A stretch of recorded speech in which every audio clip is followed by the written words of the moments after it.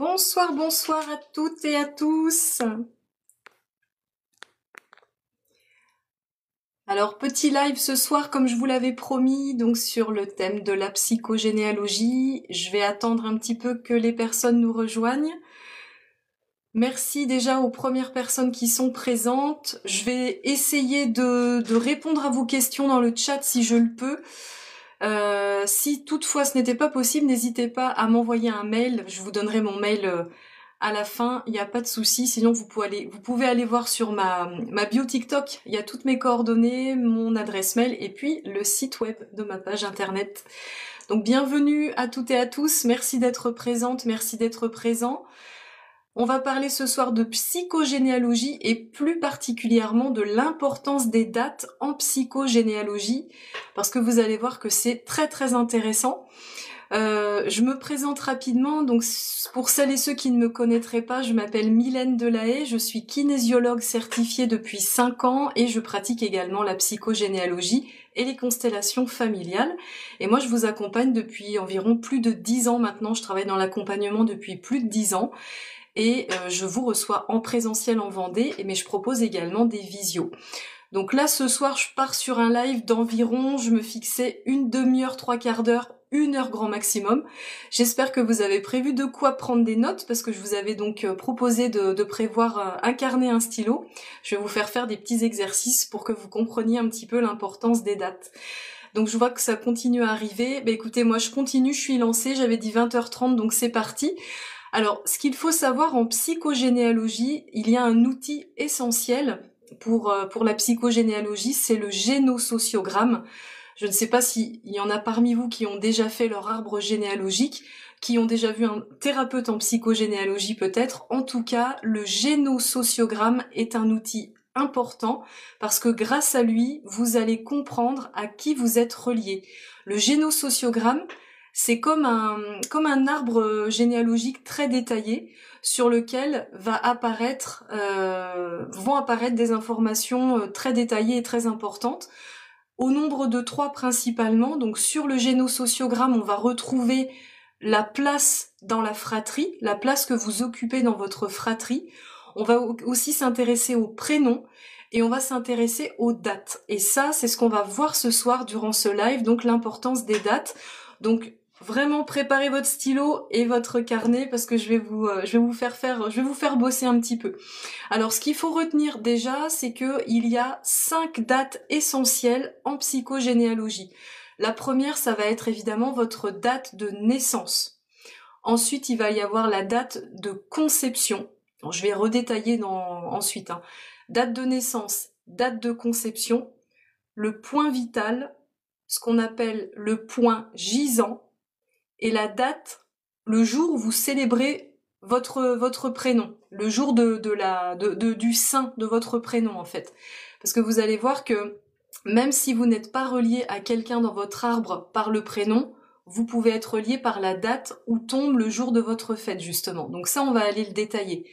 Donc en fait, ce soir, moi je vous propose vraiment de comprendre l'importance des dates et à quoi ça va nous servir de parler des dates en psychogénéalogie. Vous allez comprendre en fait grâce aux dates à qui vous êtes potentiellement relié dans votre arbre et du coup qu'est-ce que ça veut dire être relié à quelqu'un? Ça veut tout simplement dire qu'on peut porter en soi, qu'on peut avoir hérité de l'histoire de la personne à qui on est relié. Donc on peut avoir hérité de certaines de ses blessures, mais aussi de ses forces. Parce que c'est vrai qu'on s'intéresse souvent aux blessures et aux traumas, mais c'est aussi hyper important d'aller voir un petit peu les forces des personnes, quelles sont les ressources et quelles sont les forces dont vous avez hérité de votre famille. C'est quand même aussi important dans la vie. On va s'intéresser ce soir aux blessures héritées grâce aux personnes à qui vous êtes reliés par rapport aux dates. Donc je vais commencer tout de suite. Vous allez pouvoir concrètement noter sur un papier votre date de naissance. Jusque-là, je pense que tout va bien.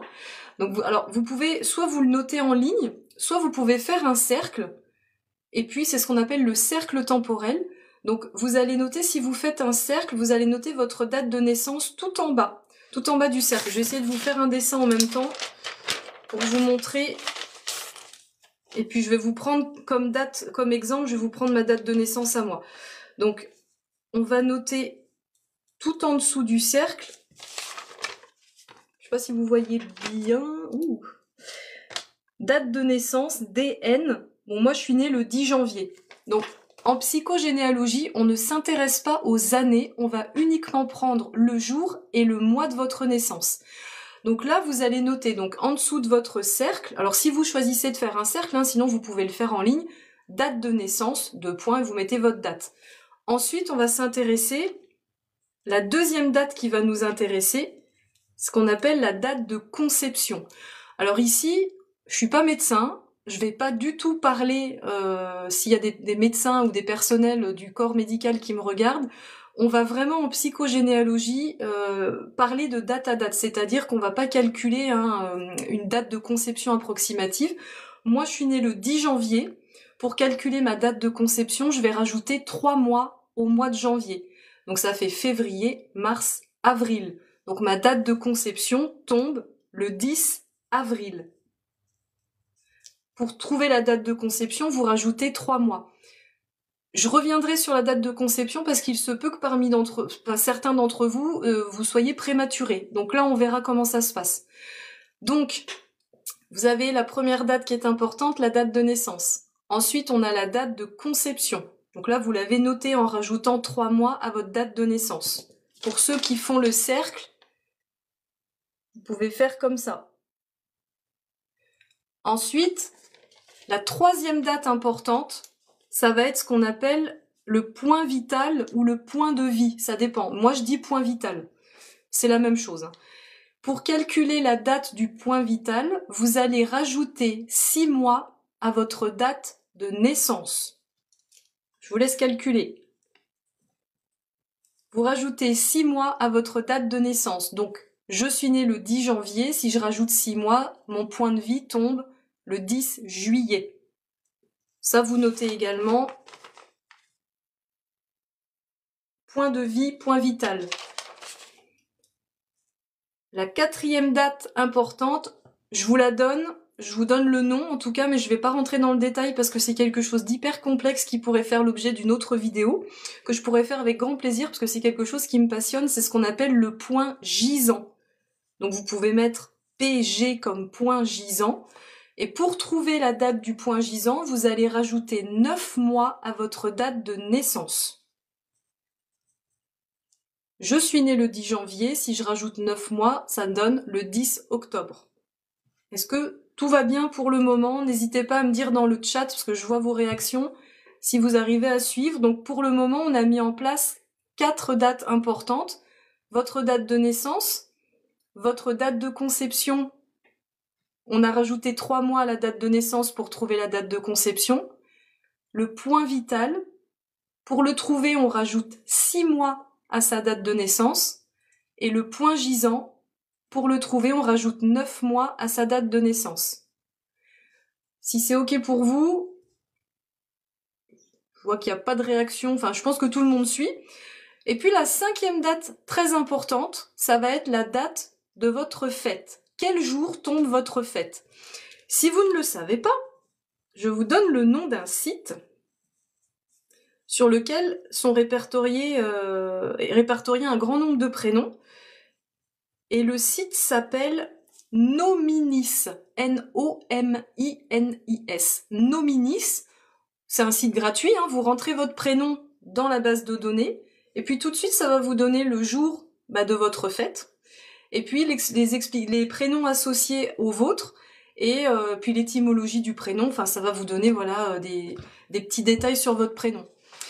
Donc, est-ce que tout va bien jusque-là? On a les 5 dates importantes en psychogénéalogie qui vont nous permettre de comprendre à qui vous êtes relié. La date de naissance, la date de conception, le point de vie, le point vital, la date du point gisant et la date du jour où vous célébrez votre prénom, le jour de votre saint. Moi, Sainte Mylène, c'est le 18 août. Parfois c'est le 15 août sur certains calendriers, mais je vous dis, vous allez voir sur le site Nominis et vous allez trouver du coup le jour où vous célébrez votre prénom. Maintenant qu'on a tout ça, maintenant que vous avez fait votre cercle, si pour celles et ceux qui ont fait le cercle, alors je pense que vous voyez à l'envers, je suis désolée, ceux qui n'ont pas fait le cercle, il n'y a pas de souci, vous avez noté en ligne, il n'y a aucun problème.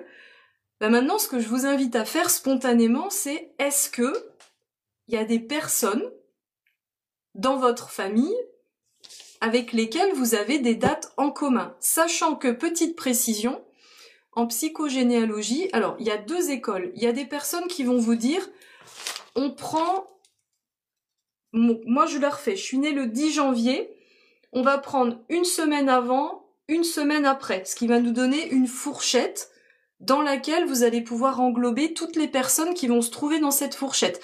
Il y en a qui vont prendre une semaine avant, une semaine après, puis d'autres qui vont plutôt vous dire 10 jours avant, 10 jours après. Très honnêtement, moi j'étais plutôt école une semaine avant, une semaine après, et puis parfois, lors des accompagnements, j'ai des personnes pour qui ça a du sens de prendre 10 jours avant, 10 jours après, parce qu'il se trouve que ça tombe avec une personne avec qui elles sont reliées, non pas par la date, mais par le prénom ou par la place dans la fratrie. Donc ça vient un petit peu appuyer tout ça. Donc vous, ce que vous allez faire dans un premier temps, maintenant que vous allez noter vos 5 dates différentes, naissance, conception, point vital, point gisant, la date où le jour où vous fêtez votre prénom, vous allez essayer de voir, vous partez de vous, et vous vous dites, ok, ma date de naissance, est-ce qu'elle est en lien avec la date de naissance d'une autre personne dans ma famille? Ma date de naissance, est-ce qu'elle correspond, par exemple, à la date de mariage de mes parents, par exemple? Parce qu'on peut aussi tenir compte de la date de mariage, mais je veux pas trop vous embrouiller pour ce premier live sur les dates, parce que c'est très très dense. Donc, vous allez partir de vous. Est-ce que ma date de naissance résonne avec une autre date de quelqu'un de ma famille? Est-ce que ma date de conception correspond à une date de mon arbre, etc., etc.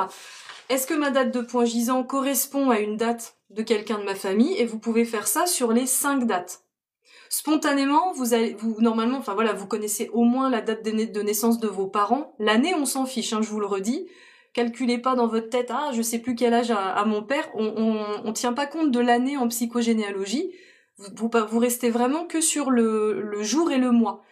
Et là, vous allez déjà voir, vous allez pouvoir noter en face de chaque date s'il y a des personnes qui correspondent à ces dates-là, à plus ou moins une semaine. On va prendre une semaine dans un premier temps. Si c'est le cas, vous pouvez déjà vous dire que vous êtes relié à ces personnes. Par exemple, moi, donc je suis née le 10 janvier et je sais que dans ma famille, mon père avait un frère aîné qui est décédé à l'âge de 1 an. Je n'ai jamais connu cet oncle, évidemment, puisqu'il est décédé quand il avait 1 an. Mon père ne l'a même pas connu lui-même, parce que mon père est né après ce frère. Et ce frère aîné était né le 14 janvier. Moi, je suis née le 10 janvier, donc je sais que par rapport à cet oncle que je n'ai pas connu, je vais être reliée à lui, puisqu'on prend 7 jours avant, 7 jours après le 10 janvier. Lui, il était né le 14 janvier, on est dedans. Donc, vous voyez un petit peu comment ça se passe. Vous allez vraiment tenir compte d'une fourchette de 7 jours avant, 7 jours après, et puis vous allez commencer à faire justement les rapprochements avec les personnes avec qui vous êtes reliés par les dates. On va pas prendre le temps, hein, je vais pas attendre que tout le monde l'ait fait ce soir parce que ça va être beaucoup trop long. Je vous invite, je sais pas si je pourrais répondre à tout le monde dans le chat, parce que je vois qu'il y a beaucoup de mouvements, merci beaucoup de votre présence en tout cas, mais si vous avez des questions plus perso, n'hésitez pas à m'envoyer un mail mdkc39@gmail.com pour que je puisse vous répondre avec grand plaisir. Si je ne vous réponds pas dans le chat, c'est que j'ai pas vu les messages passer, donc ne m'envoyez pas, mais voilà, n'hésitez pas à m'envoyer un mail, hein, mdkc39@gmail.com si vous voulez des infos plus détaillées et plus perso. Mais là, moi, ce qui me tenait à cœur ce soir, c'est vraiment de vous expliquer les 5 dates importantes, comment faire votre cercle temporel, et là, je vais vous expliquer encore plus dans le détail à quoi ça correspond du coup, parce que on va pas en rester là. Donc, première phase, vous notez les 5 dates qui sont importantes qu'on a dites là. Vous voyez si vos dates de naissance, de conception, point vital, point gisant, et votre date où le jour où vous célébrez votre fête, est-ce qu'il y a quelqu'un, je reprends mon exemple, la Sainte Mylène est célébrée le 18 août. Est-ce que j'ai quelqu'un dans ma famille qui est né le 18 août, 7 jours avant, 7 jours après? Spontanément comme ça, non. Et puis j'ai fait des recherches, non. Mais voilà, vous pouvez vous poser cette question. Et quand vous trouvez des personnes qui sont reliées, alors attendez, je suis née le 10, 12 et mon... Ouais. Vous êtes née le 10, Sophie, 10 décembre et votre grand-père décédé le 11 décembre. Donc, c'est pas impossible, et je ne l'affirme pas parce qu'il faut beaucoup plus de détails pour le confirmer, mais c'est pas impossible que vous soyez porteuse du syndrome du gisant pour votre grand-père. J'ai dit que je détaillerais pas le point de gisant parce que c'est vraiment quelque chose de complexe. Par contre, je ferai une vidéo là-dessus parce que c'est passionnant. Donc, le 11, ok. Mais c'est pas, voilà, c'est pareil à une semaine avant, une semaine après. En tout cas, vous allez faire des découvertes et vous allez vraiment voir que parfois on sait des choses sur notre famille, mais en écrivant sur une feuille, on se rend vraiment compte que il y a des prises de conscience qui se font. Et donc tout ça pour revenir à l'essentiel. Vous avez noté vos 5 dates. Vous commencez à faire du lien avec qui est en corrélation, qui est en correspondance avec ma date de naissance ou je ne sais pas. Et là, vous allez ensuite... je suis désolée, je lis vos questions en même temps. Je suis née le 8 août et mon petit frère le 19 août. Ça fait un petit peu loin, parce que là, on est à 11 jours. Après, faut voir s'il y a pas, si vous n'êtes pas relié à votre petit frère par autre chose que par le numéro, que par les dates. Ça peut être par la place dans la fratrie, par des prénoms, enfin voilà. Quand ça fait plus de 10 jours, ça commence à faire beaucoup, donc moi j'en tiens pas compte personnellement. Maintenant, je vais juste vous dire à quoi correspondent chaque date. Les 4 dates que je vous ai données, on compte pas la date du jour de votre fête, mais la date de naissance, elle va correspondre à qui vous êtes profondément, qui vous êtes venu incarner et comment vous avez choisi de prendre votre place. Je vous redonne l'exemple de ma date de naissance avec celle de mon oncle que je n'ai pas du tout connu puisque cet oncle est décédé à l'âge de 1 an. Donc moi je suis née le 10 janvier, cet oncle était né le 14 janvier. Symboliquement, une semaine avant, une semaine après, nous avons quasiment la même date de naissance. Et en plus, comme c'est du côté de mon père, on a le même nom de famille. Bon, je me suis mariée depuis, mais il n'empêche que mon nom de jeune fille, c'est aussi le nom de famille de cet oncle décédé. Ça veut dire quoi concrètement? Ça veut dire qu'on est tous les deux à être quasiment sur la même date de naissance. Donc quelque part, il y a comme un conflit symbolique, comme s'il y avait 2 personnes pour une seule place. Et ça, parfois, ça peut se traduire comme j'ai du mal à trouver ma place, je me sens un peu effacée derrière quelqu'un qui existe déjà. Enfin, ça peut traduire, on peut le traduire de cette façon-là. Bien sûr, c'est symbolique, mais ce qui peut être intéressant, et je sais pas si vous avez déjà noté ça dans les dates que vous avez là, que vous avez noté sur votre cercle temporel, et si par rapport au lien que vous avez fait, peut-être que vous êtes, par exemple, alors c'est aussi valable pour les conjoints. Moi, j'ai une amie qui est née alors j'ai plus la date exacte, mais on va dire le 28 septembre, et son mari, il est né le 29 septembre. C'est ce qu'on appelle des jumeaux symboliques. Par la date de naissance, ce sont des jumeaux symboliques. Et ça peut poser problème parce que symboliquement, attention, hein, on ne peut pas sortir avec son frère ou sa sœur jumelle. C'est ce qu'on appellerait symboliquement une relation incestueuse. Donc ça peut donner dans un couple des conflits, des choses, voilà, une mésentente, le fait de pas pouvoir se comprendre. Enfin, quand on est jumeaux symboliques par les dates, il peut y avoir problématique et conflit. Je sais pas si ça vous parle et je sais pas si vous êtes concerné du coup par quelqu'un qui aurait à une semaine avant, une semaine après, sensiblement la même date de naissance que vous. Voyez un petit peu si c'est le cas et voyez si vous vous entendez bien avec la personne ou pas, ou si au contraire, c'est une relation conflictuelle avec cette personne. Ça peut être intéressant de creuser là-dessus.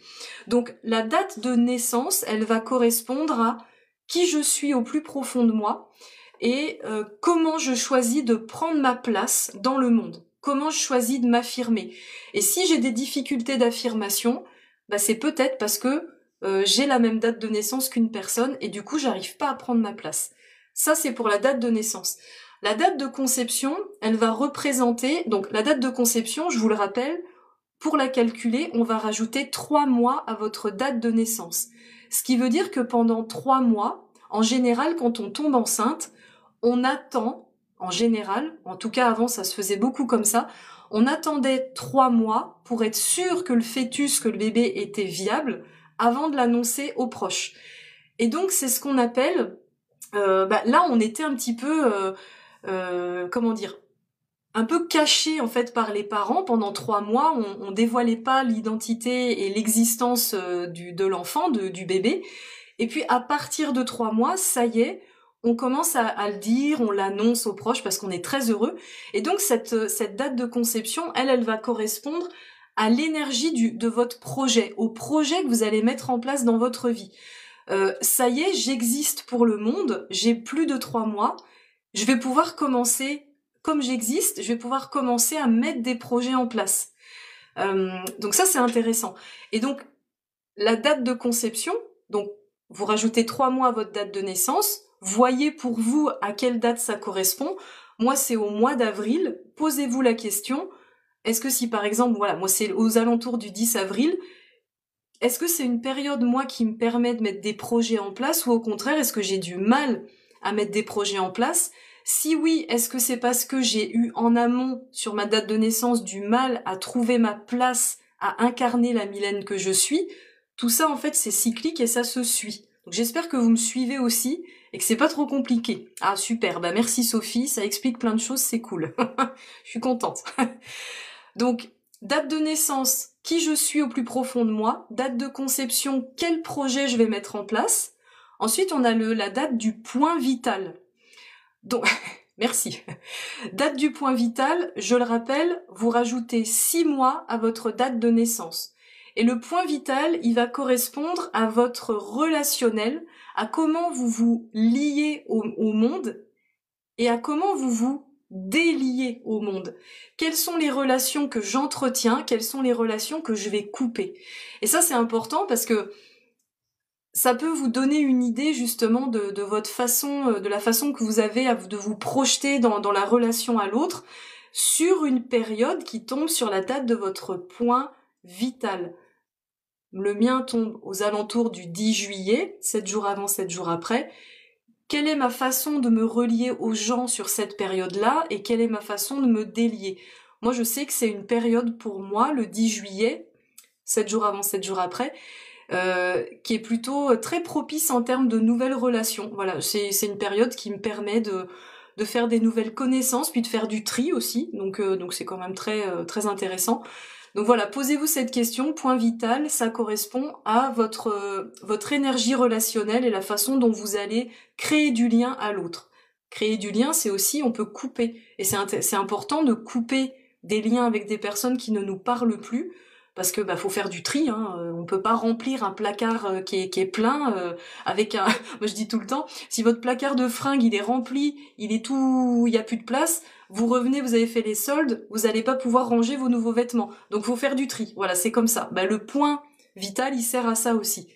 Et le point gisant, je ne le développerai pas encore une fois ici parce qu'il est hyper complexe, mais je ferai un live sur ce sujet parce que c'est vraiment très intéressant.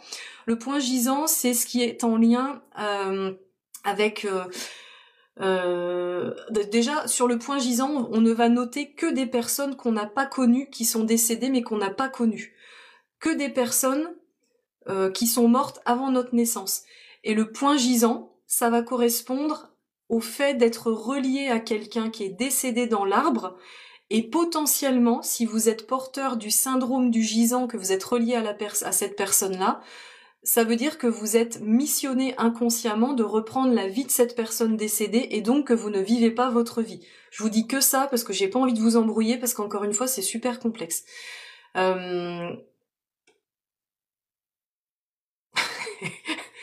J'aime bien Sophie, merci pour ces interactions super intéressantes. Mais oui.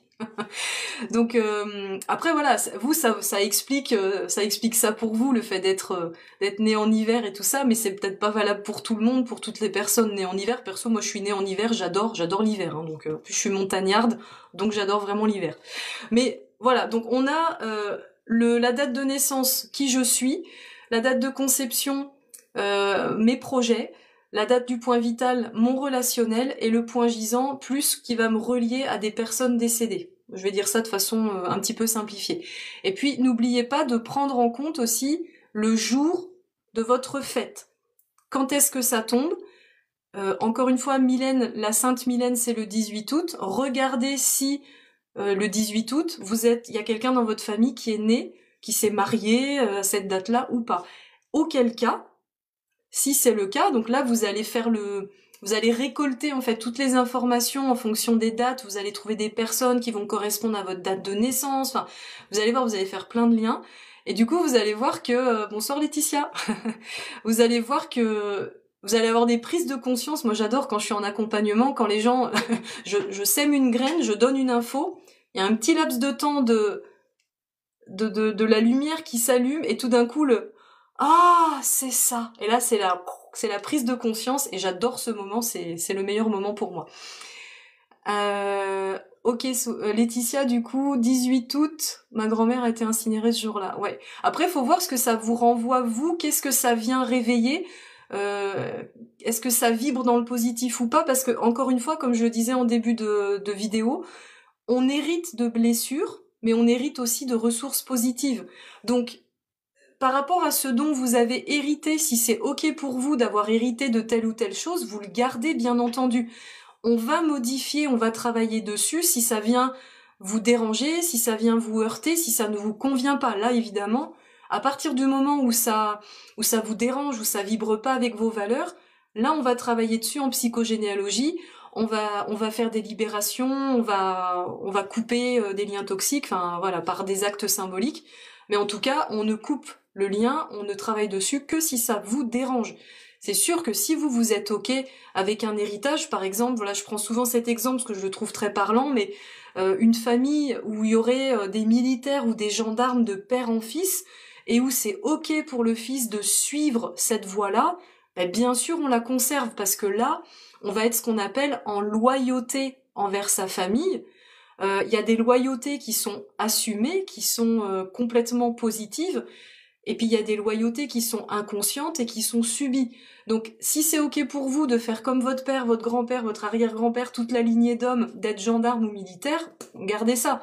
Si par contre ça vient vous heurter dans vos valeurs professionnelles, où vous vous dites oh là là, moi j'ai pas du tout envie de faire ce métier, je préférerais faire ci, ben là posez-vous la question. Alors là vous êtes en ce qu'on appelle en loyauté inconsciente et invisible, et là vous avez le choix, c'est soit garder cette loyauté, soit être en rébellion.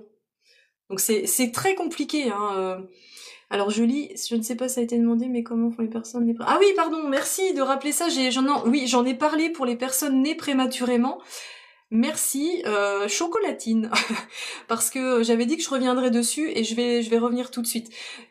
Et je reviendrai sur les loyautés et les rébellions après, parce que c'est important aussi. Alors, pour les personnes qui sont nées prématurées, vous partez de votre date de naissance. Vous êtes né, par exemple, le 1er janvier.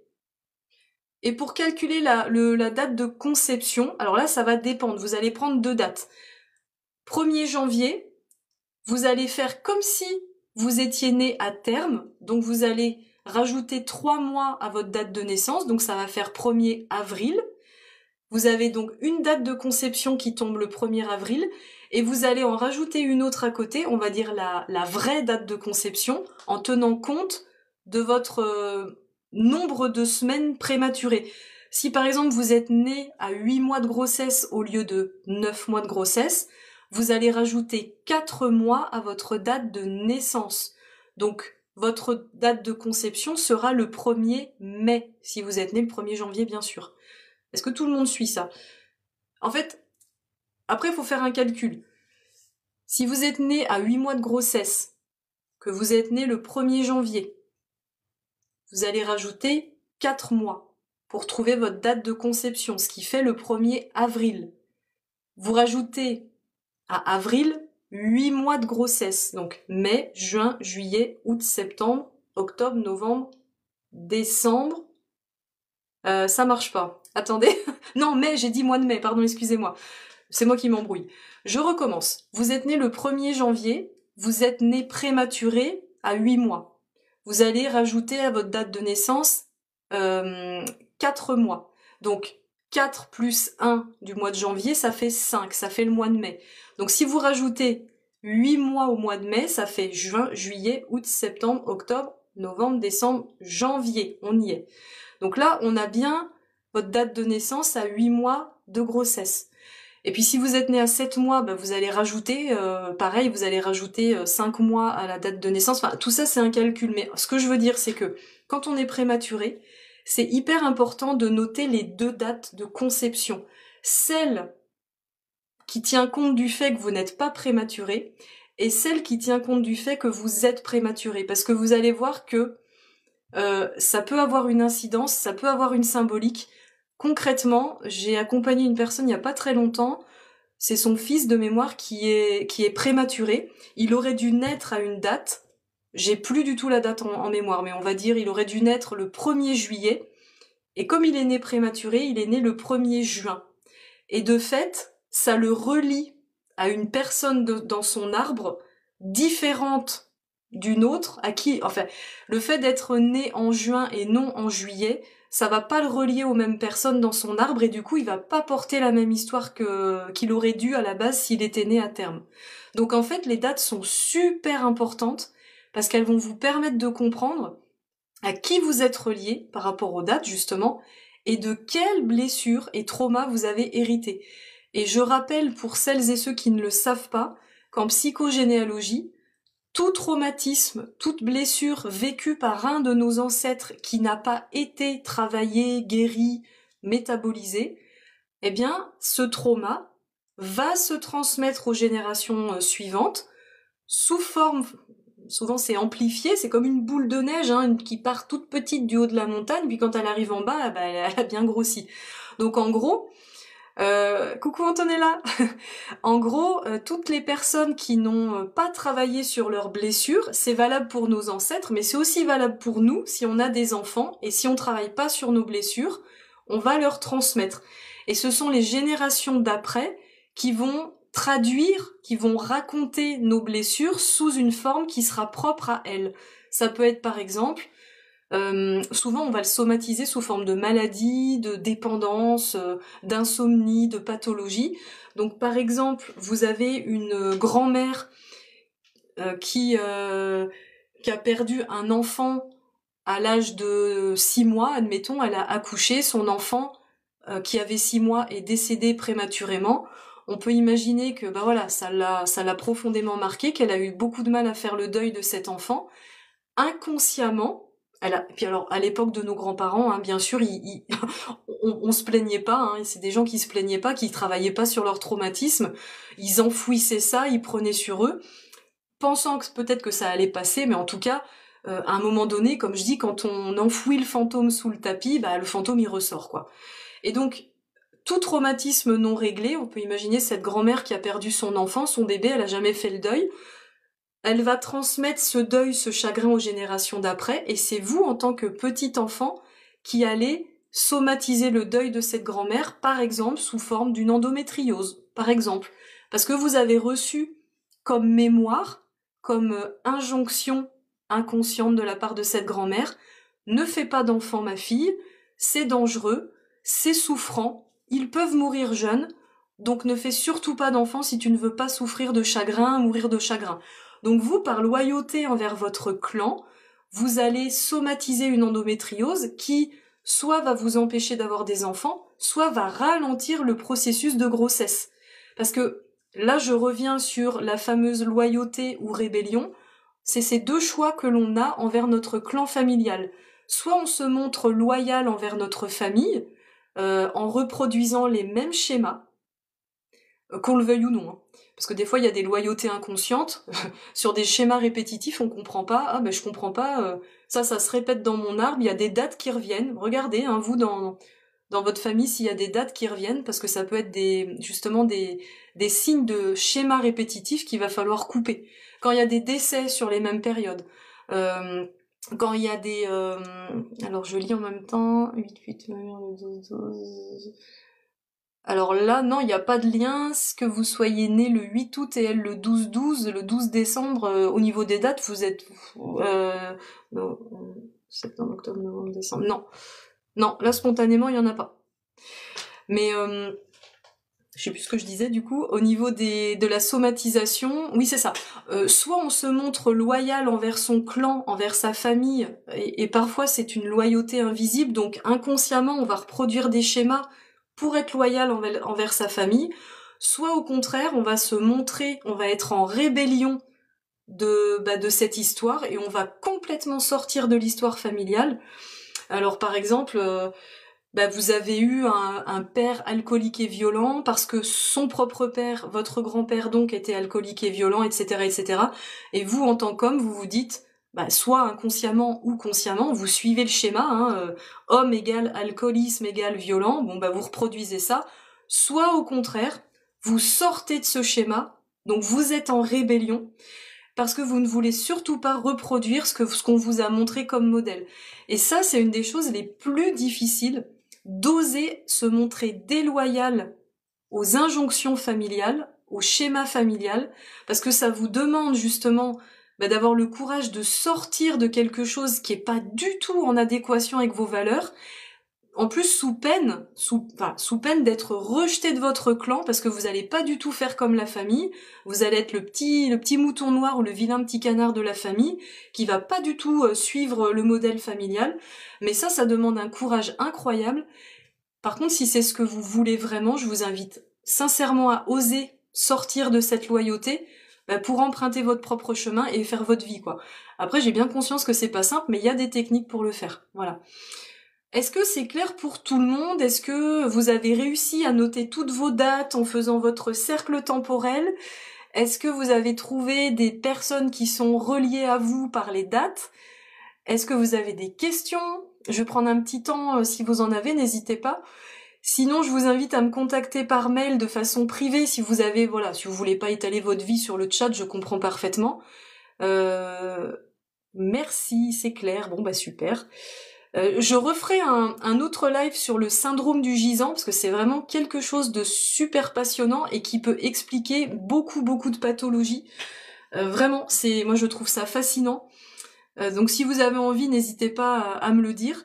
Mais voilà, j'espère que déjà cette première lecture au niveau des dates, ça vous donne un éclairage. Alors Letty, je suis née le 21 février, mes deux grands-pères, ouais, oui, c'est intéressant. Là, vous êtes ce qu'on appelle des jumeaux symboliques de date. Donc ça veut dire que potentiellement vous portez en vous l'histoire en tout ou partie de ces deux grands-pères. Après, faudra qu'on creuse, mais oui, c'est intéressant, ouais. Alors, ma grand-mère est décédée le jour de mon anniversaire. Ah oui. Alors, est-ce que, Aurel, est-ce que vous avez connu votre grand-mère? Non. Si, peut-être. Ça dépend. Est-ce que vous aviez quel âge quand elle est décédée, votre grand-mère? Merci Sophie. Du coup, Aurel, si j'ai bien compris, vous avez connu votre grand-mère, c'est ça? Ouais, ok. Ça veut dire que, Aurel, si je comprends bien, votre grand-mère, elle est décédée, vous étiez déjà, soit vous étiez déjà né, donc a priori, il n'y a pas de reliance par rapport à la date du gisant là-dessus. Mais ça, j'en reparlerai vraiment. Alors, c'est drôle car les deux maris de ma grand-mère, elle les a pris avec la même... Mais oui, non mais... On rencontre jamais son conjoint ou sa conjointe par hasard. Ce qu'il faut savoir, c'est que on va, par effet miroir inconscient, prendre quelqu'un, une femme, un homme, peu importe, dont la famille va être en résonance avec la nôtre. Alors, pas sur tous les points, mais si, c'est intéressant parce que par deux fois, votre grand-mère, elle a trouvé un homme avec la même date de naissance. Donc c'est qu'il y avait quelque chose à finir là. Mais ça, c'est intéressant. Mais je vous dis, la psychogénéalogie, c'est un outil qui est fascinant, qui nous permet des prises de conscience, qui nous révèle des choses qu'on savait plus ou moins, mais le fait de les écrire et de les comprendre, c'est vraiment incroyable. Ça déculpabilise, ça nous permet de mieux nous connaître, et franchement, je trouve ça très très fascinant. Votre beau-frère, ah oui, beau-frère né le même jour que vous. Ouais, ouais, hein. Bonsoir Snow White, on est sur la fin du live, donc je vais proposer un replay pour les personnes qui n'auraient pas pu le voir. pour vous aider justement à faire votre cercle temporel avec toutes les dates, avec tout ce que j'ai expliqué. Comme ça vous permettra de faire une première lecture. Et puis, je vous le souhaite en tout cas de faire des premiers liens, voir à qui vous êtes relié et potentiellement de quelles blessures vous avez pu hériter. Puis de tout simplement d'apprendre à mieux vous connaître. Est-ce qu'il y a un sujet sur lequel duquel vous aimeriez que je parle lors d'un live ou lors d'une vidéo? Est-ce qu'il y a quelque chose qui peut vous intéresser? Le syndrome des dates anniversaires, alors j'en ai parlé, mais pas en ces termes, je l'ai pas nommé, mais effectivement, je disais qu'il peut y avoir des répétitions, en fait, des schémas répétitifs de dates. Ça peut être des gens qui décèdent, aux mêmes dates, ou en tout cas sur la même période. Il peut y avoir des personnes qui vont, une période répétée, des schémas, qui vont se marier aux mêmes périodes, ou tomber malades aussi. Donc oui, le syndrome anniversaire, il est hyper important effectivement aussi.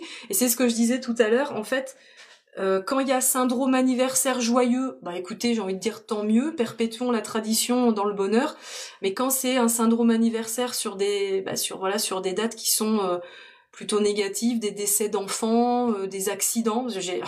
J'ai une personne comme ça, c'était incroyable. Il y a 4 membres de sa famille qui sont décédés sur la même date. Et là, franchement, c'est quand même fou. Donc, thème comment choisir son partenaire. En fait, je pourrais même pas vous dire parce que c'est votre inconscient qui va faire le job. Parce que vous allez choisir votre partenaire en fonction des blessures sur lesquelles vous avez besoin de travailler. Donc par effet miroir, lui comme vous allez être attirés l'un envers l'autre. Donc forcément, les blessures sur lesquelles vous n'avez pas travaillé, vous allez forcément rencontrer quelqu'un qui va vous rappeler cette blessure-là. Donc après, on va, comme je dis toujours, on ne finit pas tout vierge, tout lavé de toute blessure dans notre vie, ou alors on devient Bouddha, j'imagine. Mais voilà, si vous avez plusieurs relations avec plusieurs personnes différentes, je suis sûre que ces différentes personnes vont vous faire travailler des choses qui sont pas réglées chez vous, quoi. Ça, c'est sûr. Alors, j'ai pas vu, par contre, mon frère, ma mère, mon père sont tous décédés. Ouais, un 6 novembre. Oui, mais là, vous êtes sur un syndrome anniversaire, donc il y a répétition, il y a schéma répétitif, et ça peut être intéressant de creuser, parce que, pour moi, ces personnes, si elles sont décédées un 6 novembre, c'est que cette date, elle est significative dans votre arbre, et qu'il s'est passé quelque chose plus haut, un 6 novembre potentiellement.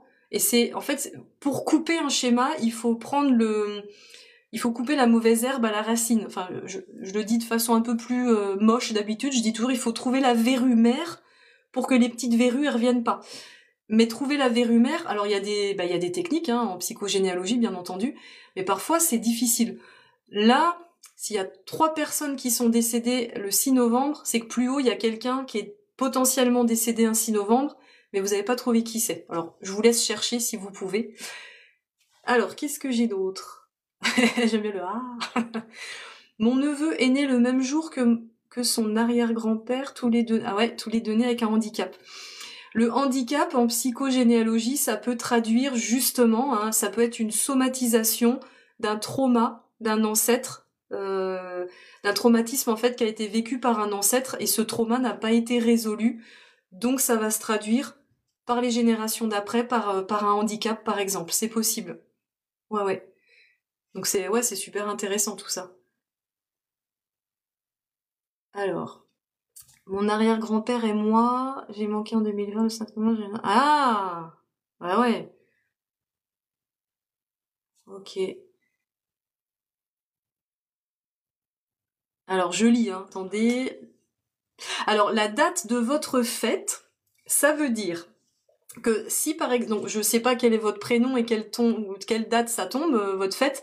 Moi, Mylène, on la célèbre le 18 août.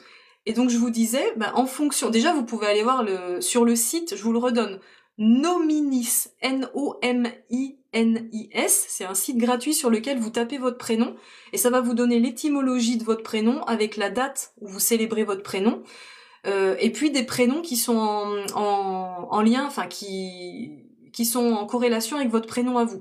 Et la date de votre saint, voilà, du jour de saint de votre fête, posez-vous la question, est-ce qu'il y a quelqu'un dans ma famille qui est né ce jour-là, qui est décédé ce jour-là, qui s'est marié ce jour-là? Si oui, qui est cette personne? Qui sont ces personnes?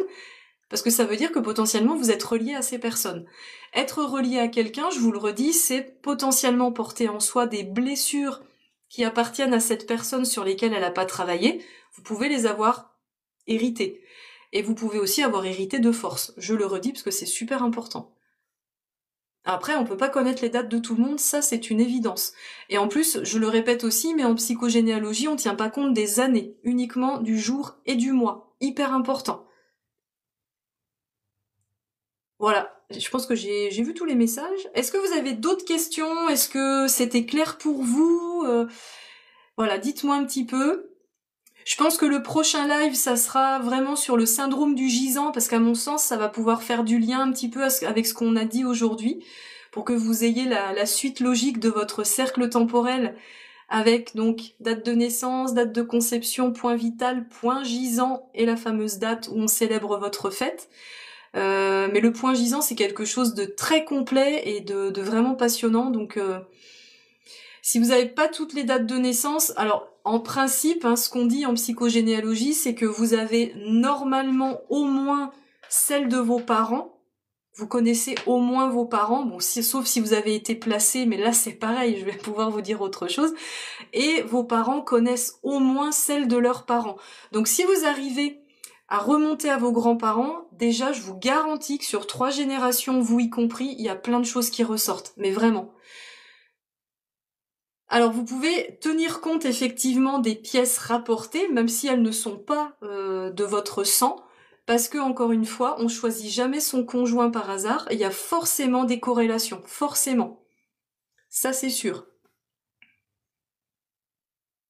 Ah oui, bah Laetitia, oui, Letty Astuce, est-ce que vous pensez que quelqu'un peut être là pour libérer l'arbre? Alors oui, par contre, hashtag humilité, hein, on n'est pas des on n'est pas des sauveurs, mais oui, personnellement, je pense qu'il y a au moins une personne dans l'arbre qui est investie de ce rôle-là, en tout cas si elle l'accepte, pour justement venir libérer ce qui doit l'être, parce que tout ne doit pas être libéré, c'est vous qui ferez votre choix en conscience, encore une fois, soit on est en loyauté, soit on est en rébellion, mais en tout cas ce qui a besoin d'être libéré parce que c'est pas en accord avec vous, bah oui, il faut le faire, c'est ce que je disais, sortez de cette loyauté qui vous dérange et casser la chaîne du toxique, quoi. Hein. Tout ce qui est toxique, faut que ça saute, quoi.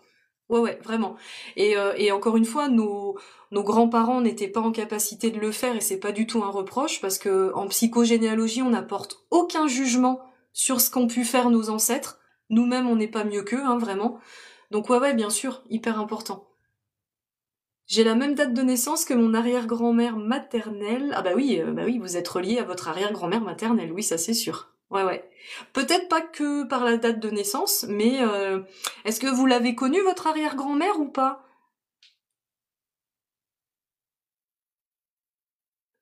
Je vais prendre des notes sur ce que vous me proposez comme live.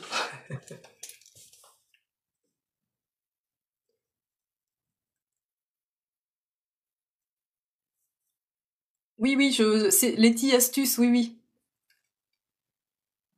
Pas de souci pour moi. Alors, un live sur comment se libérer. Ben, très bonne question. J'en ai un petit peu parlé tout à l'heure. Mais oui, pas de souci, je pourrais faire un live là-dessus, un live sur le syndrome du gisant, je peux aussi faire un live sur la place dans la fratrie, parce que ça c'est super important. Ok. Ah, par le prénom, vous êtes reliés, d'accord, ok, j'avais pas compris, je pensais que c'était par la date. Pourquoi j'ai pas compris ça? Mais si, vous m'aviez bien dit, j'ai la même date de naissance que mon arrière-grand-mère maternelle. C'est bien ça, hein Alors, si vous avez le deuxième prénom de votre de cette personne, oui, vous êtes relié à elle par le prénom aussi. Tout à fait. Ouais. On va pas dévier sur les prénoms parce que je pense que donc même date de naissance aussi, donc doublement relié à cette arrière-grand-mère par la date de naissance et par le prénom. Ok. Je dévie pas sur les prénoms parce que je ferai un live sur le sujet, c'est passionnant aussi. Les maladies... Oui, les maladies, j'ai fait des vidéos à ce sujet. Je sais pas si c'est votre question, du coup, Laetitia. Alors, en général, les cancers, ce qui est le décodage biologique du cancer de façon généralisée. Hein. Je parle pas je détaille pas quel cancer, mais c'est pas de moi, hein, ça vient d'études qui ont été faites. Mais en décodage biologique des maladies, les cancers, ils sont là pour traduire justement, sous forme de somatisation physique, tous les traumas non résolus psychiquement et émotionnellement. On va somatiser sous forme de cancer tout chagrin, tout deuil non fait par nos ancêtres. Si vous êtes sur un cancer du poumon, forcément les poumons ça va être lié au chagrin. Donc c'est le cas pour mon grand-père paternel qui a perdu un enfant mort jeune et sa femme très jeune aussi. Il est décédé d'un cancer du poumon. Donc en psychogénéalogie, on peut y voir ce lien-là d'un deuil, d'un chagrin qui a été tellement intense que ça s'est somatisé sous forme de cancer du poumon. Voilà. Je sais pas si ça répond à votre question du coup, mais après il y a d'autres choses qu'on peut expliquer. Évidemment, on n'enlève pas toute la partie médicale parce que moi je suis pas du tout médecin et bien sûr c'est complémentaire. Mais en tout cas en psychogénéalogie, le décodage biologique des maladies il peut s'expliquer de toute façon ça part toujours de là d'un trauma qui n'a pas été digéré. Voilà, tout simplement. C'est valable pour nous, hein. Vous n'exprimez, en tant que kinésiologue, moi je le vois très souvent, vous n'exprimez pas une émotion, l'émotion elle va se loger principalement au niveau des trapèzes et des cervicales, au niveau ce qu'on appelle du méridien de l'intestin grêle, et là vous allez avoir peut-être un torticolis, des douleurs au niveau des cervicales, parce que c'est tout ce qui est pas exprimé qui est localisé ici. Donc c'est aussi valable pour nous, on le voit très bien. Est-ce que c'est tout bon pour vous ? Est-ce que c'est clair? Parce que j'ai vraiment envie de rester focus sur les dates en psychogénéalogie. Je pense que vous avez tous compris, à mon avis, je l'espère en tout cas. Merci beaucoup. Ce que je vais faire, je vais proposer un replay de ce live pour que toutes les personnes qui n'ont pas pu être là ou qui ont pris la vidéo en route puissent avoir les réponses qu'elles voulaient. J'ai pris note de toutes vos suggestions de prochains lives, merci beaucoup. Et puis merci pour votre présence également, j'ai beaucoup apprécié faire ce live avec vous en votre compagnie. C'était très intéressant, vous avez eu des questions super pertinentes. Ma grand-mère abandonnée avec ses enfants par mon mari, moi aussi. Ouais, il y a des schémas qui se répètent. Je voulais juste dire un dernier truc avant d'oublier, alors, quand on est un enfant adopté, sachez que, inconsciemment, on va pas être adopté par une famille au hasard. La famille adoptante va être inconsciemment en résonance avec la famille biologique de l'enfant. D'un point de vue psychogénéalogique, j'entends, c'est évident. Peut-être que d'un point de vue médical, si l'enfant il a une maladie auto-immune ou je ne sais quoi, là va peut-être falloir aller creuser au niveau des parents biologiques. Mais d'un point de vue psychogénéalogie, sachez que tout enfant adopté, sa famille adoptive, elle est forcément en miroir avec sa famille biologique. Donc quand il y a des blessures, même si on connaît pas la famille biologique, la famille adoptive va renvoyer des choses. C'est inévitable en fait. Parce que comme son conjoint qu'on ne choisit pas par hasard, on choisit pas sa famille adoptive par hasard non plus. Est-ce que ça vous convient? Est-ce que c'est ok pour vous? Avez-vous d'autres questions ou c'est tout bon pour vous? J'ai l'impression que c'est tout bon. Écoutez, merci infiniment. Encore une fois, je vous dis à plus tard pour d'autres vidéos, d'autres sujets. N'hésitez pas à m'écrire si vous avez besoin, de questions, de réponses plus ciblées, plus intimes, plus précises. Vous pouvez m'envoyer un mail mdkc39@gmail.com. Et puis bonne soirée à toutes et à tous. Merci infiniment. Bonnes vacances à celles et ceux qui sont en congé. Pour ma part, ça sera la semaine prochaine. J'ai grand hâte parce que je suis bien fatiguée. mais merci à tous. Merci beaucoup et au plaisir de vous revoir sur un prochain live.